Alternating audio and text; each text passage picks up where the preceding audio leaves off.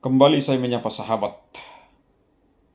Dalam sapaan saya kali ini mencoba memberikan satu reaksi, tanggapan terhadap konsep ketuhanan dan keselamatan lintas agama, pluralisme yang disampaikan dalam bincang-bincang oleh Pendeta Gilbert dengan Dr. Richard Lee. Tentu dia mencoba sahabat menunjukkan dirinya sebagai seorang tokoh yang populer dalam kekristenan, yaitu Pendeta Gilbert. Mencoba melihat dalam satu konsep Tuhan yang pluralis dan keselamatan dalam pandang pluralis. Sahabat-sahabat, pluralisme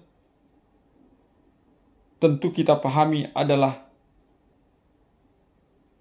perbedaan-perbedaan atau paham perbedaan-perbedaan sahabat terhadap konsep ketuhanan dan keselamatan. Itulah pluralisme beragama. Pluralisme beragama sahabat dipahami sebagai cara untuk melihat perbedaan-perbedaan itu. Perbedaan konsep ketuhanan, perbedaan konsep keselamatan, agar kita semua tidak bertengkar, tidak ribut, tidak saling memusuhi, tidak saling mengkafirkan, atau tidak saling menghujat karena perbedaan-perbedaan itu. Itulah maksud paham pluralisme. Karena paham pluralisme itu mengakui perbedaan sahabat, maka tidak boleh muncul dalam pluralisme keberagaman itu melahirkan konsep keseragaman, ketuhanan, dan keselamatan sahabat. Itulah menyebabkan lahirnya pasal 29 Undang-Undang Dasar 1945, konstitusi. Konstitusi pasal 29 itulah sahabat menjamin pluralisme itu dan tidak memaksa keseragaman dalam maksud timbulnya pasal 29 itu. Dia menjamin orang melakukan ibadah dan kepercayaannya. Berarti sahabat, ada ibadah dan kepercayaan masing-masing itu sahabat. Sehingga dijaminlah dia, dilindungi. Pasal ini tidak menyatakan ada keseragaman sehingga dijamin. Itulah sahabat maksud dari pasal 29. Kemudian kalau misalnya maksud dari ketuhanan yang Maha Esa, kalau kita kaitkan dengan pluralisme, tidaklah menganggap dari perbedaan-perbedaan agama itu Tuhannya sama. Esa artinya sahabat dalam pandang agama manapun diakui bahwa mereka menganut ketuhanan. Adanya Tuhan yang pertama, yang dalam pandang dan doktrinnya berbeda-beda. Oleh karena itu sahabat, ketika saya mencerna apa yang disampaikan oleh Pendeta Gilbert tadi, inilah penjelasan saya dari sudut konstitusi. Mengapa saya sahabat membuat video singkat ini? Saya terusik sahabat atau terganggu atas narasi, doktrin dan dogma yang dipahami oleh Pendeta Gilbert. Sebagai orang awam sahabat, artinya yang tidak belajar teologis secara akademis, dalam satu universitas. Tetapi dalam kehidupan kita sebagai orang Kristen, sejak saya sahabat sekolah minggu hingga sampai sekarang ini beribadah, kita selalu diberikan satu pengajaran-pengajaran dalam dogma dan doktrin. Sebagaimana dalam dalam Yohanes 14 ayat 6. Saya baca sahabat, di sana dikatakan, kata Yesus kepadanya, "Akulah jalan, kebenaran, dan hidup. Tidak ada seorang pun yang datang kepada Bapa kalau tidak melalui aku." Inilah konsep keselamatan yang dipahami oleh kekristenan.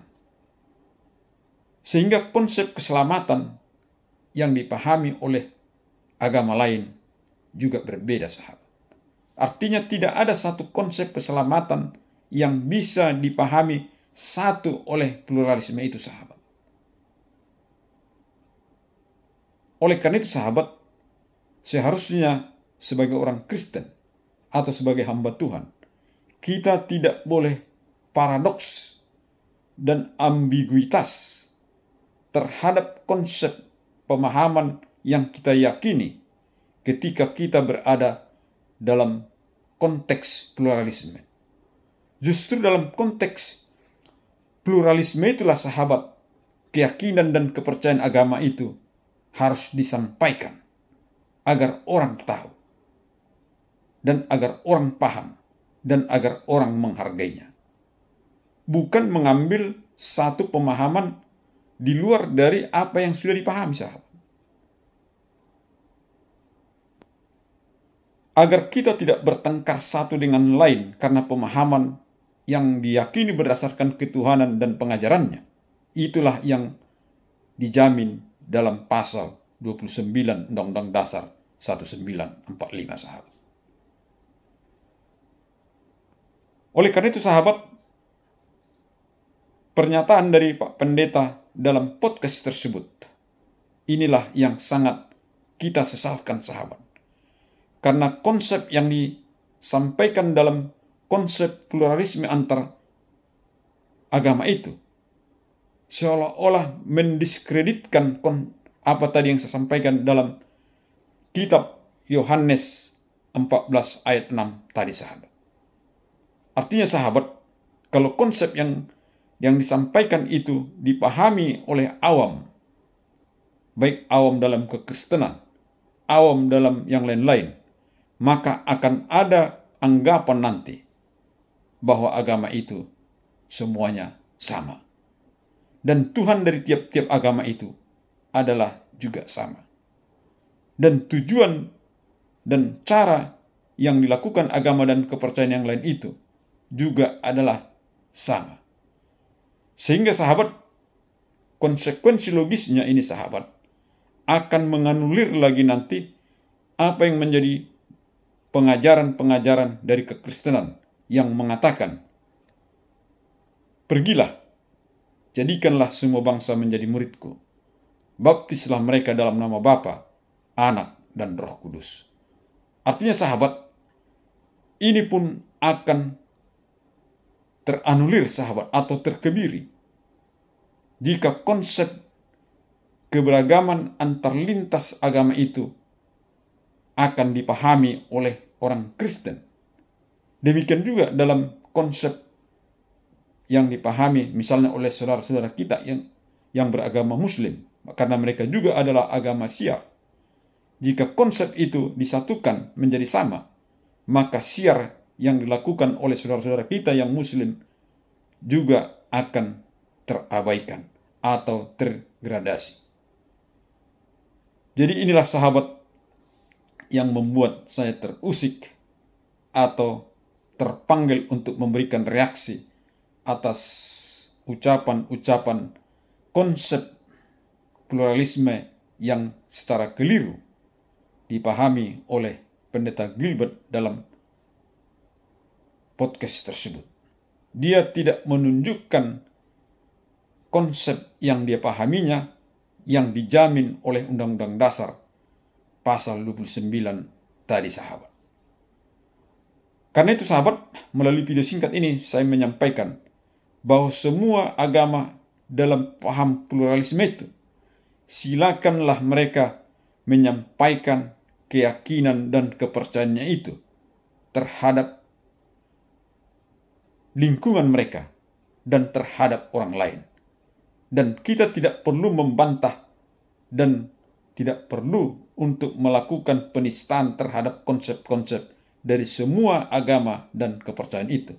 Tetapi harus kita hargai dan harus kita hormati dan harus kita memberikan peluang mereka untuk menyampaikan itu dalam lintas-lintas agama, dalam kaitan-kaitan hubungan kemanusiaan dan hubungan persaudaraan dan hubungan antar perbedaan agama. Tetapi tidak membuat satu pemahaman untuk menyeragamkannya. Menyeragamkan seolah-olah Tuhannya sama, mengajarkan seolah-olah bahwa keselamatannya sama. Itulah tanggapan saya terhadap itu sahabat. Kemudian sahabat, sebagai orang awam sahabat, jika ditanya kepada saya tetap sebagai orang hukum melihat konteks narasi atau teks dari Yohanes pasal 14:6 ini sahabat.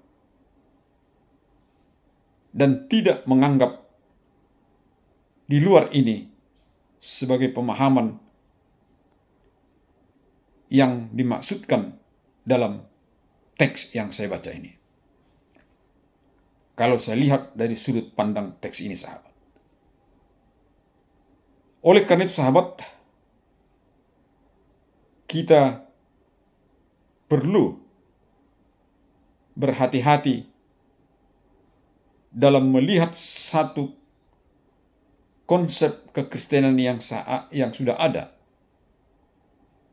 dan tidak boleh membuat konsep ini seolah-olah menjadi tidak mutlak sahabat. Karena bagaimanapun yang diyakini oleh orang lain, konsep agama itu pun harus kita yakini, mereka pun menganggap itu mutlak. Dan tidak boleh ada kompromi terhadap keyakinan-keyakinan agama-agama yang lain. Apabila kita lihat dari sudut pandang dogma dan doktrin agama-agama itu. Demikianlah sahabat, pendapat singkat ini saya sampaikan.